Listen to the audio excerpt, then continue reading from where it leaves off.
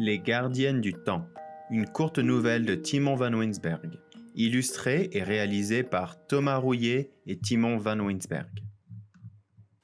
Chapitre 1. Cela faisait si longtemps maintenant que Assa et Léala étaient bloquées dans ces ruines que, ironiquement pour les gardiennes du temps, elles en avaient perdu le compte des jours. Qui sait combien d'heures, de semaines, d'années ou même de siècles s'étaient écoulés depuis que la lourde tâche de maintenir les délicats rouages du temps leur avait été attribuée. Car en effet, les deux sœurs étaient bel et bien les gardiennes du temps. Voyez-vous, les jumelles vivaient dans les décombres d'un vieux clocher bien particulier. À son sommet se trouvait une gigantesque horloge qui régissait la bonne marche du temps. Cela a l'air excitant, dit comme ça. Pourtant, ça s'avérait être un calvaire d'un ennui sans nom. Assa avait pour devoir de surveiller que les rouages continuent de tourner sans interruption ni dérèglement. Quant à Léala, sa charge était de protéger sa sœur ainsi que le lieu des éventuels dangers qui les guettaient. En d'autres termes, elles étaient toutes deux condamnées à regarder les aiguilles tourner lentement, et ce pour l'éternité. Mais, le plus souvent, Léala devait surtout jouer le rôle de la grande sœur à chaque fois qu'Assa, sa maladroite et naïve jumelle, se blessait en trébuchant sur une des pierres qui se trouvaient çà et là dans les ruines, ou encore la ramener en lieu sûr avant le crépuscule lorsque, fatiguée de surveiller l'horloge, elle allait s'égarer dans la forêt environnante qui encerclait leur demeure atypique. Elle portait une attention particulière à ce dernier point car, dès que le soleil disparaissait, d'étranges monstres erraient dans les bois, attirés par la forte magie qui alimentait l'horloge du vieux clocher. Et, tandis qu'Assa dormait à poing fermé, Léala, elle, prenait garde à ce qu'aucun visiteur inattendu ne vienne s'en prendre à la bonne marche du temps. Tel était son rôle. Cependant, Assa était terrassée par un mortel ennui. Les secondes semblaient être des années à ses yeux. Lassée de son laborieux travail, elle en était arrivée à lire les milliers d'ouvrages qu'elle avait trouvés dans les gigantesques ruines qui autrefois abritaient en son sein une bibliothèque. Ensuite, elle avait compté chaque pierre qui constituait les murs du clocher. Et, lorsqu'elle avait fini de calculer le nombre de brins d'herbe qui jonchaient la cour, elle s'en allait se promener dans la forêt et compter les branches.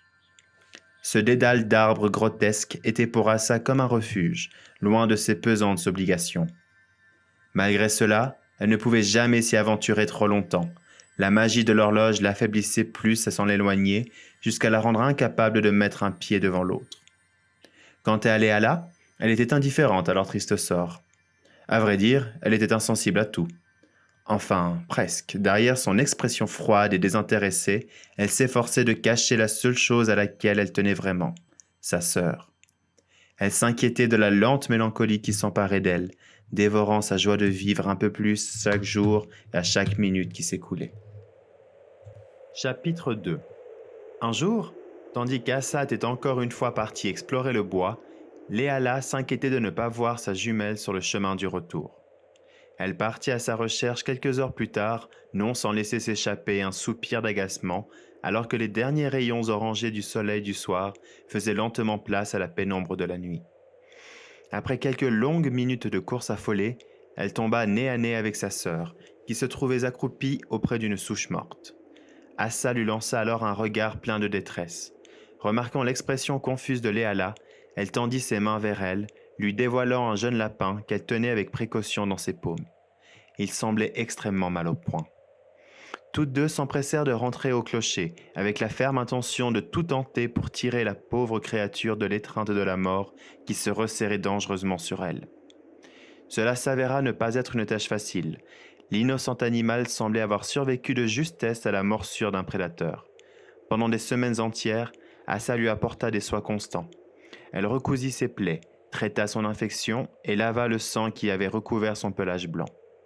Et, après de nombreuses nuits sans sommeil, le jeune lapin fut enfin tiré d'affaire. En raison de son sauvetage miraculeux, les jumelles le baptisèrent Espoir. Durant les mois qui suivirent, il ne lâcha jamais les côtés d'Assa. Les deux étaient devenus inséparables. Espoir était un jeune lapin maladroit. Il s'amusait parfois à sauter sur l'horloge du temps, manquant de justesse de bloquer ses aiguilles à de nombreuses reprises. Ou encore, Il s'endormait sur les marches des escaliers vertigineux du clocher, faisant trébucher les sœurs inattentives. Mais le pire est qu'il rongeait parfois les lanières en cuir des habits de Léala qui, malgré cela, se surprenaient à s'amuser de la présence de ce petit être malhabile et jovial dans leur quotidien. Surtout, elle était heureuse pour sa sœur qui semblait enfin avoir trouvé un moyen de tromper son ennui. Car en effet, Assa était aux anges. Espoir l'accompagnait partout et était très joueur. Leur passe-temps favori était un jeu de cache-cache où le jeune lapin se dissimulait quelque part dans le vieux clocher et elle passait des heures à essayer de le trouver dans ce véritable dédale de ruines. Trouver Espoir n'était jamais une tâche facile, car à chaque fois qu'elle en apercevait le bout du museau, il s'échappait d'un seul bond vers une autre cachette. Bien qu'enfantin, c'est un jeu auquel tous deux prenaient un grand plaisir à y participer. Mais un terrible jour, lors d'une de ces fameuses parties, Assa retrouva son compagnon inconscient au pied d'un des arbres morts qui entouraient les ruines. Il respirait très faiblement, d'un souffle pénible et irrégulier. Inquiète, elle le saisit dans ses bras.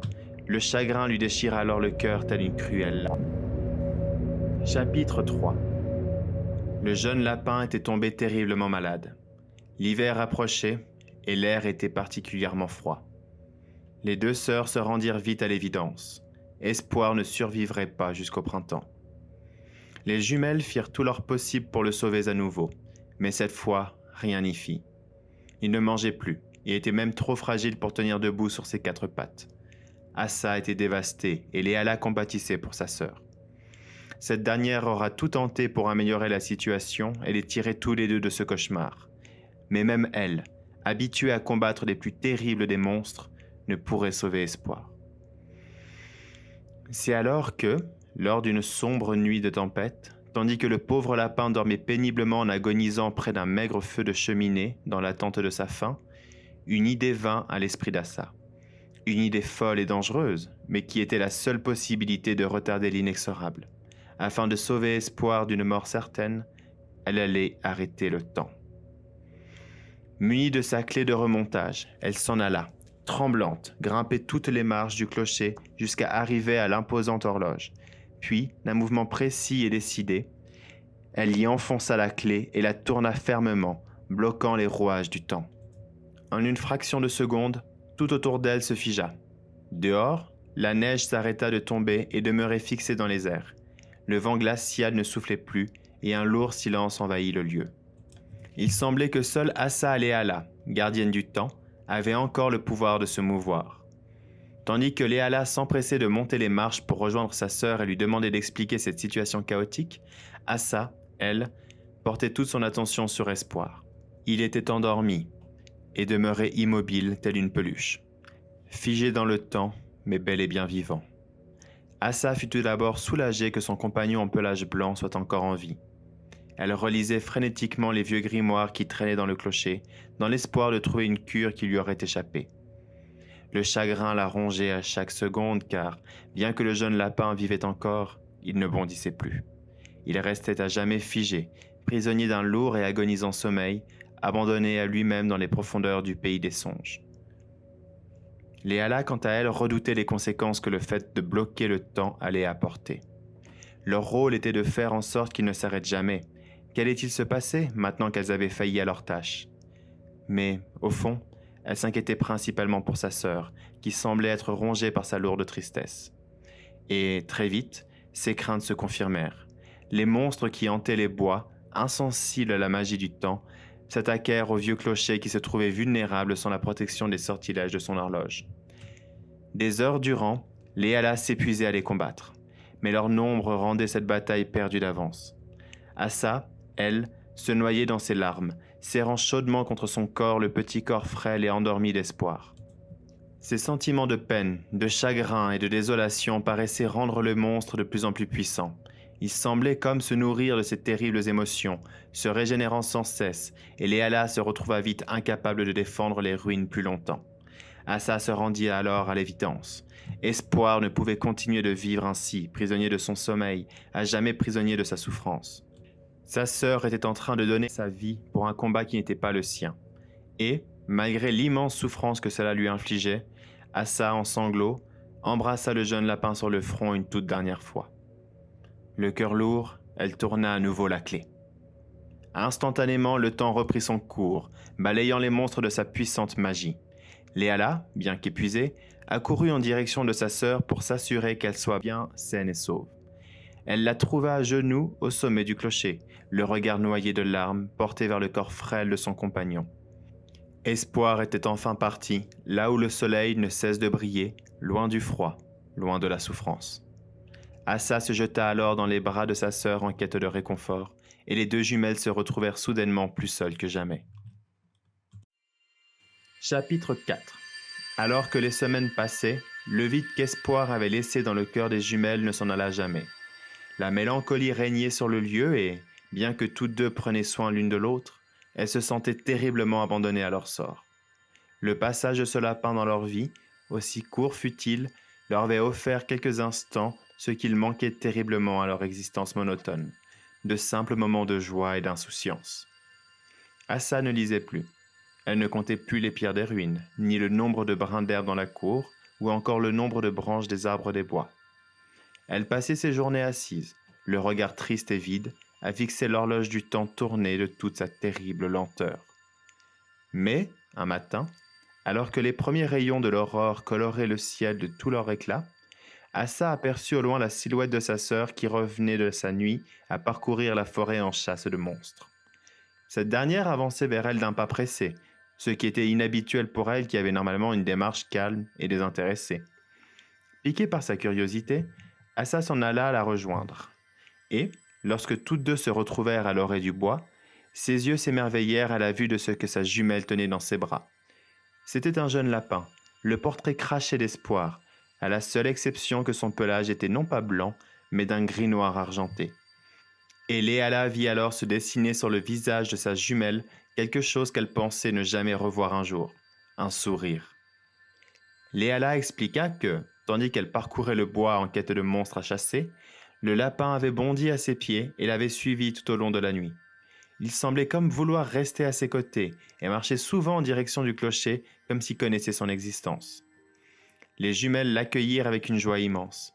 Quelques jours plus tard, le printemps arriva enfin, et avec lui, la promesse d'une saison plus douce et chaleureuse, remplie de moments de joie et d'insouciance. Assa se rendit compte que, si l'horloge avait été à jamais bloquée, ce très jeune lapin n'aurait jamais existé. Et, bien que la mort d'Espoir aura à jamais marqué son cœur, elle était reconnaissante que la marche du temps ait donné la vie à ce nouveau compagnon. Laissant le chagrin au passé et faisant place au renouveau, les jumelles savaient que, tel l'inévitable retour de l'hiver, ce jeune lapin devra, lui aussi, les quitter un jour. Mais, cette fois, elles étaient préparées à profiter aussi longtemps que possible de son court passage parmi elles. Tandis que les aiguilles continuaient leur éternel mouvement, il était enfin temps de vivre. Printemps, ainsi fut-il baptisé.